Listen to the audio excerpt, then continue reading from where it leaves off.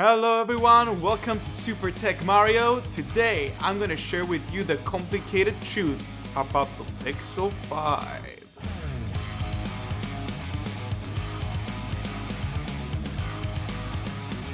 Google built this phone with two primary thoughts in mind: battery and price. This phone does feel premium. The build of the Pixel 5 is really something special. It's made of an aluminum body, but Google had to make some sort of adjustments in order to get wireless charging working. Google actually had to cut out a hole where the wireless charging coil is and then cover the whole thing with a resin coating.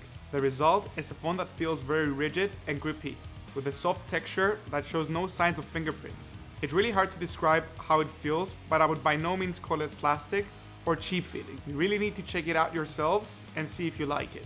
I personally find myself reaching for it just to enjoy the build. The camera bump is also close to non-existent, as it is almost flush with the body of the phone, which makes the overall build super clean. The face unlock scanner and radar from the Pixel 4 are gone to accommodate a full screen display with uniform bezels and a punch hole. A rear fingerprint sensor is also present, which also enables swipe down notifications and works reliably. The removal of all the sensors in the top bezel is a straight up cost saving measure that also allows for a bigger battery in the body of the phone.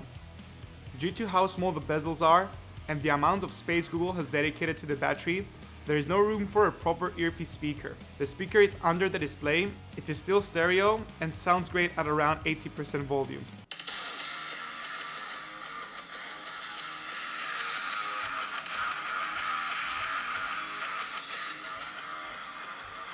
The call experience though doesn't take a hit, and you get the added benefit of placing your ear anywhere on the screen. The amazing haptic engine from the Pixel 4 XL is gone and replaced with a typical motor, although Google has made the effort to optimize the haptics and make them feel reasonably precise. You also lose the squeeze feature from the Pixel 4, which again I believe to be a cost saving measure, as well as a way to free up space for a bigger battery. The fan of the phone is arguably the best new thing about the new Pixel. The display is brighter than the 4 XL, it still retains the 90Hz refresh rate, and now we get uniform bezels with just the top left punch hole. My issues with the display is the punch hole and how Google has decided to implement it throughout the whole OS. I don't know if we just need some time for the apps to get optimized, but right now you get black bars as big as the bezel of the Pixel 4 XL. When watching Netflix or YouTube though, you're able to go full screen, and I do feel that the top left corner punch hole doesn't get in the way, and it makes for a great experience when consuming content. The battery experience is insanely good. For many people, you'll be able to get 2 days out of it without placing it on a charger. If you're on the road and want a reliable phone, this one's the one to get. Here in the UK, the battery still holds up when using 5G, although 5G is still not consistently super fast. I feel like it's the only phone in its size category that can last as long as all the brick-like phones out there. This is also due to the fact that Google decided to go with a mid-range processor. The software experience is what you'd expect from a Pixel. Clean, simple, and easy to get the hang of. The Snapdragon 765G paired with 8GB of RAM allows the Pixel to keep up with everyday tasks while consuming less battery.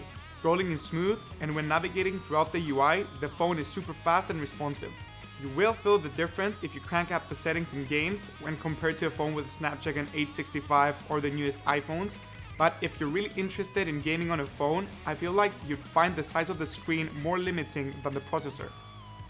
Moving on to the cameras, images are basically identical with the Pixel 4. We now finally get an ultra-wide camera, but lose the telephoto lens. At 2x zoom, the images are only slightly better on the Pixel 4, so I think it's definitely worth the trade-off. The photos do take a little longer to process though, as the phone lacks the dedicated image processing core of the Pixel 4. You still though get the same consistent and reliable camera experience with one of, if not the best night modes out there. Video on the other hand is much improved, with new modes offering incredible stabilization. The switching between lenses is very smooth, and the Pixel retains the same color representation throughout. Microphone quality is good, but again I feel it's better on the 4. If you're after a smaller phone, this should be on the top of your list. It's got a great feel in the hand, amazing battery, reliable software, and cameras. For better or worse, the form factor of the Pixel 5 makes it unable to compete with the likes of the OnePlus 8T and the Galaxy S20 FE. If anything, given the recent price drops, I would say that the Pixel 4 XL directly competes with those two phones. So where does this leave us? Well, in my honest opinion, the build of the phone is its primary selling point. Well, the price as well. And the fact that it's small. I feel like the direct competition to the Pixel 5 is the iPhone 12 and the Galaxy S20. And the Pixel 5, it's in almost every country 2/3 of the price of both of them. It makes some compromises, but nails all the fundamentals. And again, I just can't get enough of how this phone feels. This was Super Tech Mario. Like and subscribe, and I'll see you in the next one.